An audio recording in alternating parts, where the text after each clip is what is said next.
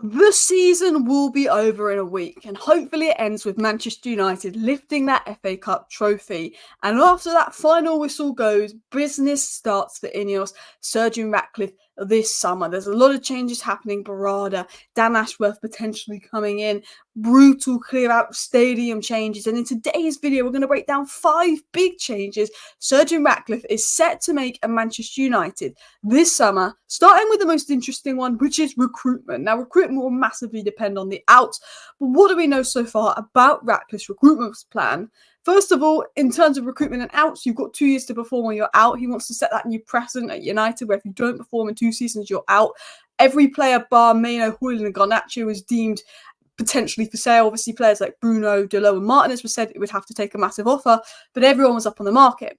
They made it clear that they want to focus on signing players 20 to 25 with a potential focus on homegrown talent, Premier League proven players, but they will be looking at 16, 17, 18-year-olds potentially as a partner with Lausanne, Nice and all of that. Manchester United want to stop buying high-wage players. I don't expect Manchester United to sign anyone from Barcelona, Real Madrid or Bayern Munich, despite links that there will be in the summer. I don't think we'll go for De Jong. I don't think we'll go for Gnabry. I don't even think we'll go for Kimmich, who could be a very good signing. I think they want to move away from big names, high-wage players, aging players. Ratcliffe was very critical of Casemiro, and they want to be going for those 20 to 25-year-olds who are Premier League proven domestic talents that can develop into superstars. And we know that this time the manager's going to have less control. Ashworth when he's in, but potentially Wilcox and Barada will be having a big say in transfers. Elise is one that actually inside sources are saying Man United expect they can get this deal done. They're confident and this could be United's first summer signing. Branthwaite is someone Manchester United like, but they won't pay more than 55 million for them. Todibo is one that Manchester United have got in their hands, but they do have other centre-backs like Lenny Euro and Branthwaite that they apparently view higher up. But if Manchester United want a good summer in terms of spending, they're going to need to sell. And one thing Manchester United want to do is sell. Martial, Evans, Amrabat, all leaving on a free. Contract out. Eriksen, Anthony, Sancho, Donny, Casemiro, Varane is now leaving confirmed. Maguire, Lindelof, McTominay, Wan-Bissaka, Williams will be leaving as well. Medbury, Greenwood, Fernandes, not safe. Some of them have already gone. Some of them will depend on price. McTominay may stay because Eriksen, Casemiro and Amrabat they want to get rid of first, and that's 3 midfielders. But if they get a 40 million bid from McTominay, they're not going to turn it down. So, the big earners, Martial, Casemiro, Eriksen, Varane, all expected to leave. Sancho, Greenwood expected to leave. Amrabat, I assume he's basically gone. Lindelof will maybe go. Donny, they'll try and get rid of. Williams should go. I think he's out of contract. Medbury, Alvaro Fernandes, Pellistri, they will look at selling. Lindelof, Maguire, Wan-Bissaka, McTominay and Anthony all at risk. And reportedly, if Rashford is unhappy, he will be able to leave. So big statement from INEOS. The only real free players that say for the youngsters, but Martinez, Delo and Bruno are also rated by INEOS. Fabrizio Romano did confirm 2 days ago he expects Casemiro to leave Manchester United, and that was said by Fabrizio Romano just 2 days ago as well. And I really hope Manchester United get this massive clear out done. We've needed to do a big clear out for so long. But to be fair to INEOS, it's going to be a lot easier said than done to get rid of these deadwood. There's a lot of players that aren't good enough and big enough wages that no one's really going to want. And we can't sell them all at once. You know, it's going to happen across multiple windows. As much as you want to be like, sell 20 players, buy 20 players, it doesn't work. Look at Chelsea.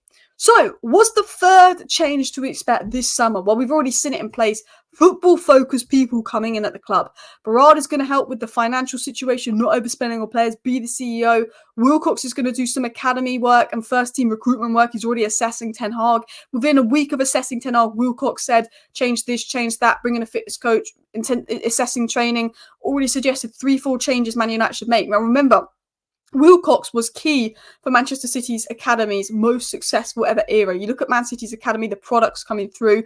Wilcox was key to that. He worked with Manchester City, Pep Guardiola. He'll have inside information on how Man City does stuff on the training pitch. He's going to bring that to United. And Dan Ashworth will help with recruitment.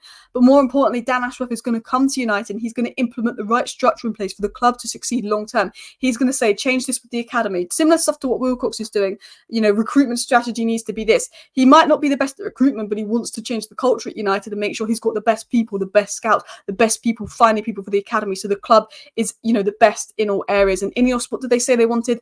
The best in class in all areas. And I believe Sam Williams of Ipswich, who was head of recruitment there, is going to Manchester United. There's no confirmation from Fabrizio Romano, but a lot of sources have said Sam Williams is joining Manchester United. Head of recruitment at Ipswich that got back-to-back promotions. So having him as an extra name in recruitment could be very good. Although he's focused on lower leagues, he has known to find gems. I think Dougie Freeman would be a dream in recruitment. Paul Mitchell would be a dream in recruitment, but they're so good that they'd want to be director of football, not just head of recruitment, which is fair enough.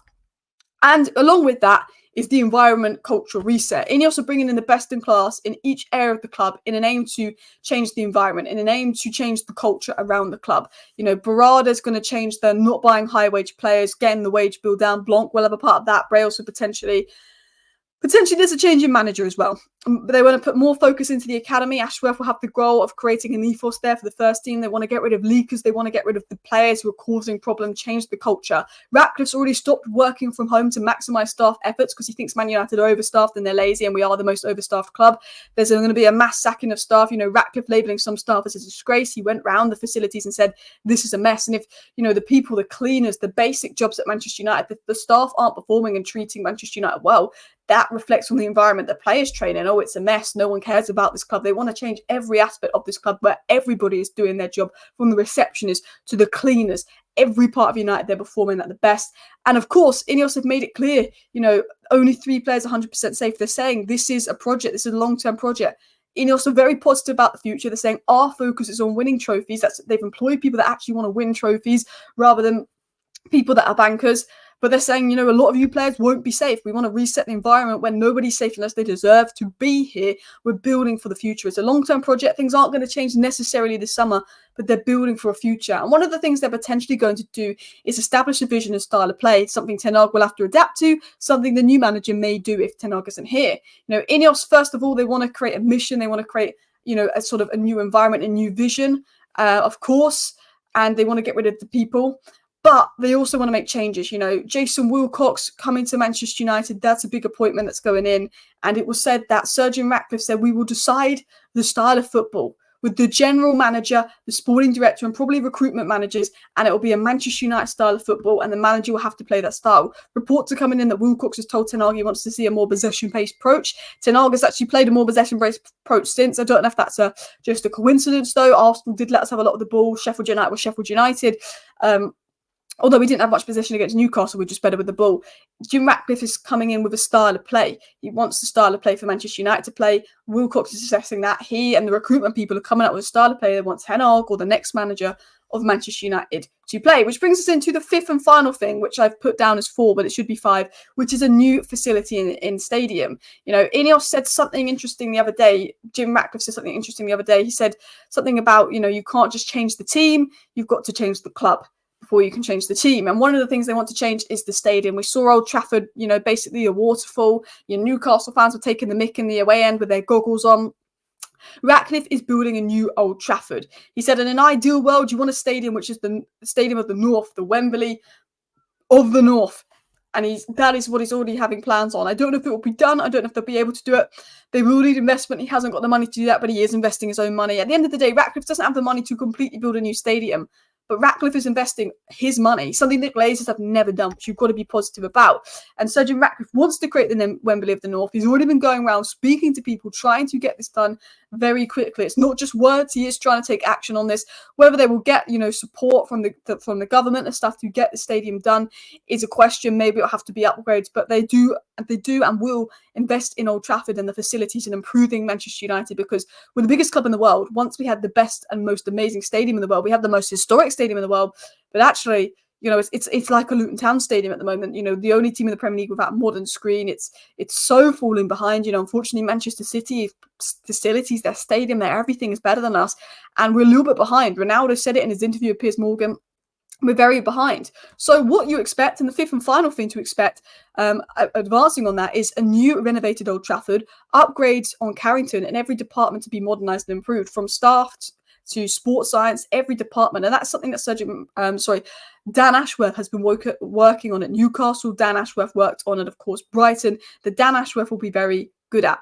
Anyway, people, please do go ahead and smash that like button, and of course subscribe down below if you're new. There wasn't much Manchester United news today, and I'm kind of bored of talking about news and rumours, because we're going to be doing that all summer, and I thought, you know what, let's do a video talking about what we already know, trying to be positive, because it's ticking now. It starts now for INEOS. So I really hope you enjoyed this kind of video. I did one like this before. Let me know your thoughts down below. Thank you for watching. Bye.